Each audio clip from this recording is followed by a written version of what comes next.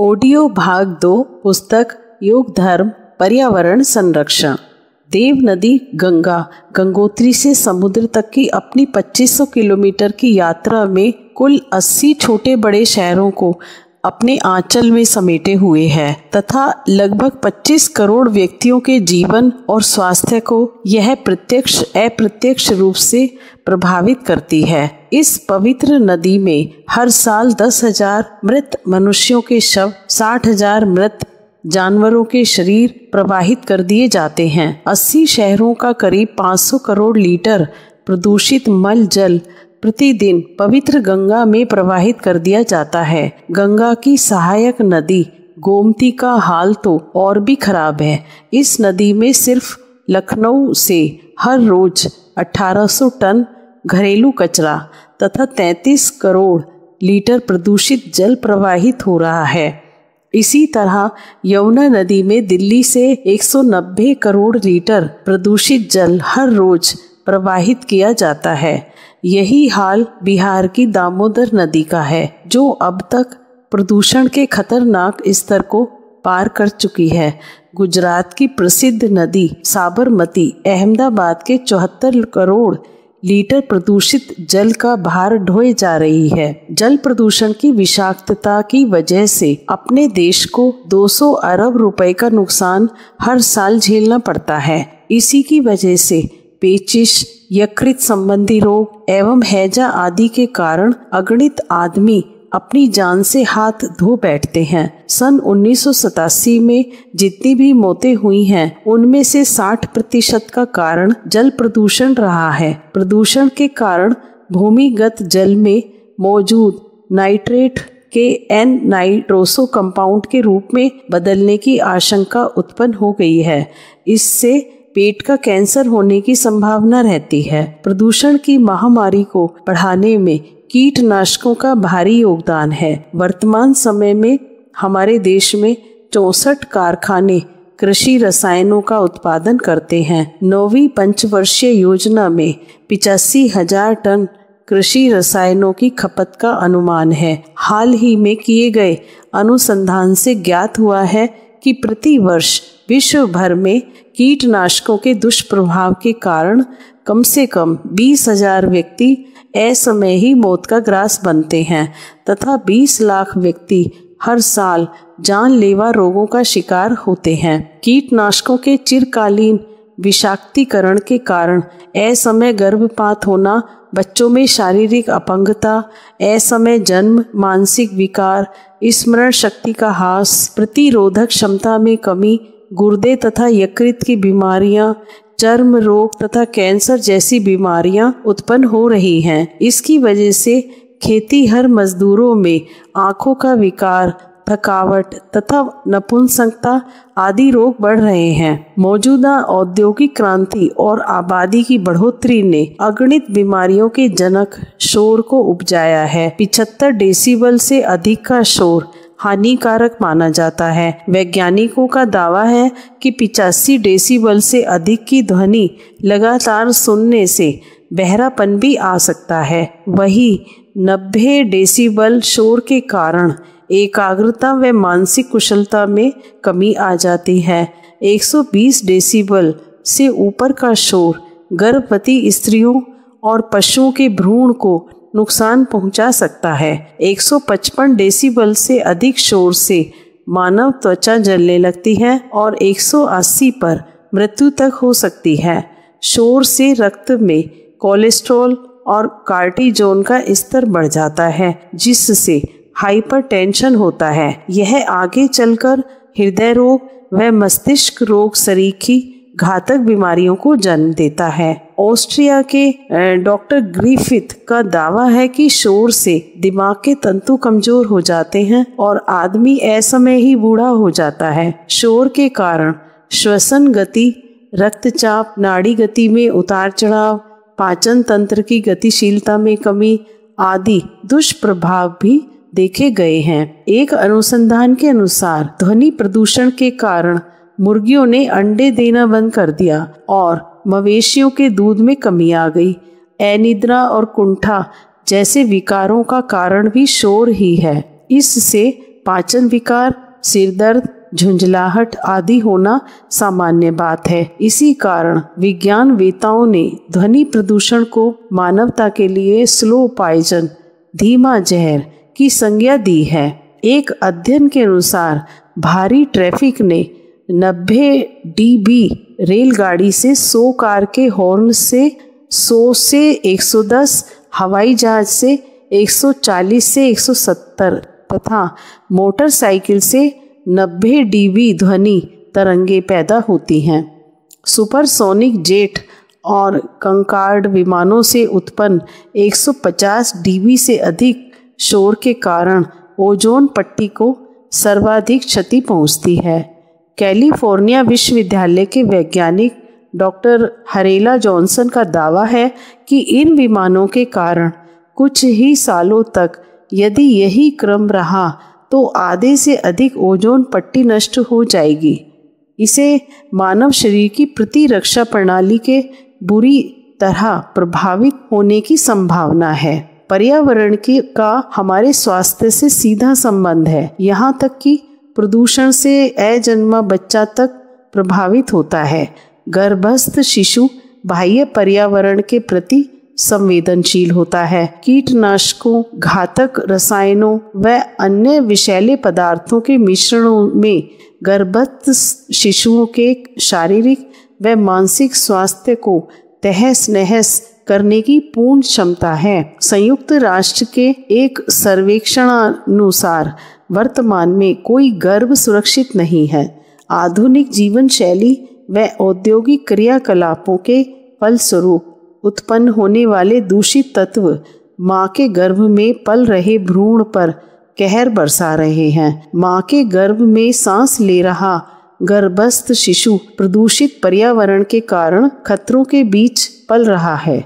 नई दिल्ली के अपोलो अस्पताल की एक स्त्री रोग विशेषज्ञ डॉक्टर मधु राय के अनुसार कुछ प्रदूषित तत्वों का भार व रासायनिक संरचना गर्भस्थ शिशु के आहार में मिलती जुलती है। परिणाम स्वरूप ये तत्व प्लेसेंटा के द्वारा गर्भ में पहुंच जाते हैं। इनमें टेराटोजेंस नामक रसायन भ्रूण की संरचना ही चौपट कर दे सकता है, जिसके प्रभाव से बच्चा मरा हुआ पैदा हो सकता है या जन्म के पश्चात तुरंत मर जाता है। विश्व स्वास्थ्य संगठन के अध्ययन के अनुसार स्पॉन्टेनियस एबॉर्शन की दर 14 से 30% तक है। सन 1975 से 77 में विश्व स्वास्थ्य संगठन द्वारा किए गए अध्ययनों के मुताबिक यह स्थिति प्रमुख रूप से पर्यावरणीय कारणों से उत्पन्न जीन संबंधी गड़बड़ी से होता है। नई दिल्ली के गुरु तेग बहादुर अस्पताल के बाल रोग विशेषज्ञ डॉक्टर M.A. फरीदी के मतानुसार तीव्र औद्योगिकरण, असुरक्षित वातावरण, इलेक्ट्रोमैग्नेटिक तरंगों के कारण पर्यावरणीय प्रदूषण बढ़ा है तथा घर की चार दीवारी के अंदर वायु की गुणवत्ता घटी है। इन सबसे गर्भस्थ शिशु बुरी तरह प्रभावित होता है। विकासशील एवं अविकसित राष्ट्रों की इस संबंध में स्थिति कुछ ज्यादा ही खराब है। विश्व स्वास्थ्य संगठन की रिपोर्ट बताती है कि प्रदूषित वातावरण में उपस्थित रहने वाले तत्व लेड व कैडमियम क्रमशः पुरुषों की प्रजनन शक्ति एवं प्लेसेंटा पर बुरा असर डालते हैं। 1956 में जापान में मिथाइल मरकरी प्रदूषण ने महामारी का रूप धारण कर लिया था, जिसकी वजह से 10 वर्षों तक इस क्षेत्र में 6% बच्चे सेरिब्रल पॉल्सी के शिकार होते रहे। इसी तरह की घटना 1956 व 60 के बीच इराक में हुई। ऑर्गेनोक्लोरीन पेस्टिसाइड 6वें दशक में पश्चिम में प्रतिबंधित कर दिए गए थे, लेकिन दक्षिण राष्ट्रों में इनका प्रचलन अभी भी है। DDT, DBCP, लिंडेन, डाइएल्ड्रिन व हेक्साक्लोरो प्रभावित टेरानोजोन्स हैं। PCB, पॉलीक्लोरिनेटेड बाइफेनिल, एक ऐसा रसायन है जो भ्रूण के विकास को अत्यंत प्रभावित करता है। गर्भस्थ महिलाओं पर कार्बन मोनोऑक्साइड एवं बेंजोपायरिन का प्रभाव अधिक देखा गया है। जो महिलाएं ऐसे वातावरण में रहती हैं वे 100 से अधिक सिगरेट से उत्पन्न हुए धुएं की मात्रा प्रतिदिन सांस के द्वारा अंदर लेती हैं। कार्बन मोनोऑक्साइड भ्रूण को प्राणदायी ऑक्सीजन से वंचित करने का कार्य करता है। शुद्ध वायु में इसकी मात्रा 0.1 से 0.5 ppm होती है, लेकिन शहरों एवं औद्योगिक क्षेत्रों में यह मात्रा 50 ppm तक हो सकती है। यह कार्बन मोनोऑक्साइड प्लेसेंटा में फैलकर भ्रूण के रक्त संचार से जुड़ जाता है। रक्त में उपस्थित हीमोग्लोबिन में इसके बेधने की दर ऑक्सीजन से 200 गुना अधिक होती है। अगर भ्रूण में कार्बोक्सी हीमोग्लोबिन की मात्रा बढ़ती है तो मस्तिष्क व हृदय बुरी तरह प्रभावित होते हैं। ऐसी स्थिति में भ्रूण गर्भ में ही समाप्त हो सकता है। इसे मीकोनियम कहते हैं। मीकोनियम भ्रूण के मुंह या फेफड़ों में पहुंचकर बच्चे को मौत के मुंह में सुला देता है। सीसा एवं मैग्नीज धातु भी कम हानि नहीं पहुंचाते। थियो कोलबोर्न द्वारा रचित ग्रंथ आवर स्टोलन फ्यूचर में प्रदूषण से उत्पन्न होने वाली समस्याओं की विशद विवेचना की है। उनका कहना है कि प्रदूषण की वजह से शुक्राणुओं की संख्या 2.1% प्रति वर्ष की दर से कम हो रही है तथा इसकी गुणवत्ता का ह्रास हो रहा है। टेस्टिक्यूलर कैंसर की दर अप्रत्याशित रूप से बढ़ रही है। एंडोक्राइन व्यतिक्रम के कारण पुरुषों का स्त्रीकरण एवं स्त्रियों का पुरुषीकरण हो रहा है। इन्हें जेंडर वेंडर्स के नाम से जाना जाता है। ये रसायन मानव सेक्स हार्मोन की नकल करते तथा इन्हें प्रभावित करते हैं। नॉर्थ कैरोलिना विश्वविद्यालय के प्रोफेसर मार्सिया के मतानुसार लड़कियां समय से पूर्व यौवनावस्था को प्राप्त कर रही हैं। इसके लिए ऑस्ट्रेजन नामक हार्मोन जिम्मेदार माना जाता है। इसके चिकित्सा वैज्ञानिकों के अनुसार आज का ज्वलंत विषय पर्यावरण प्रदूषण से होने वाले ऑस्ट्रेजन हार्मोन के व्यतिक्रम को रोकना है। द्वितीय विश्व युद्ध के पश्चात जो सैकड़ों रसायनों की खोज और इस्तेमाल हुआ है उन्होंने जीवन को ही बुरी तरह से प्रदूषित कर दिया है। इनमें से सैकड़ों रसायन ऑस्ट्रेजन की तरह हैं। पीसीबी जैसे रसायनों की संरचना इससे काफ़ी हद तक मिलती है। ये रसायन वर्तमान में हमारी जीवन शैली के अभिन्न अंग बन चुके हैं।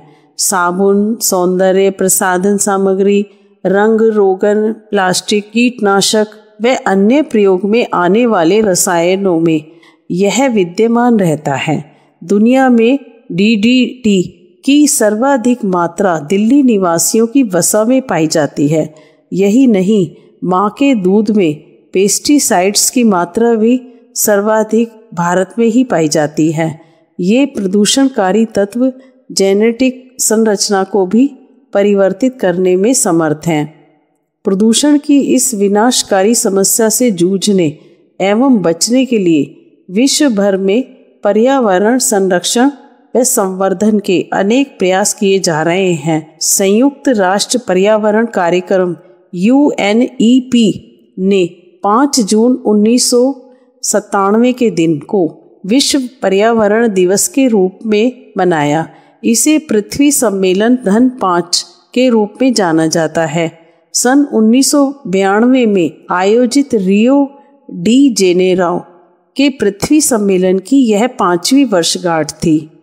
इस पृथ्वी सम्मेलन में 160 से भी अधिक देशों के राष्ट्राध्यक्षों व शासनाध्यक्षों के साथ महान पर्यावरणविद उपस्थित हुए थे। सभी ने वर्तमान प्रदूषण पर चिंता व्यक्त करते हुए इसके विकास और संवर्धन को अपने युग के महत्वपूर्ण कार्य की संज्ञा दी।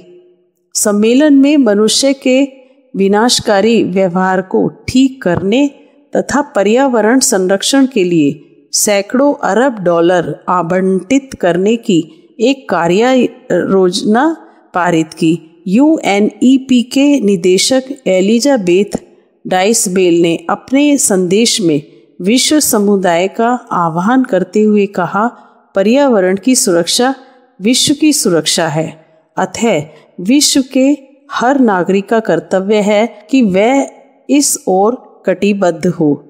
विकासशील दुनिया के प्रमुख राजनीतिज्ञ एवं राष्ट्र कुल के पूर्व महासचिव श्री दत्त रामफल ने वर्तमान पर्यावरण संकट को अति गंभीर बताते हुए स्पष्ट किया है कि पर्यावरण संरक्षण ही आज का युग धर्म है।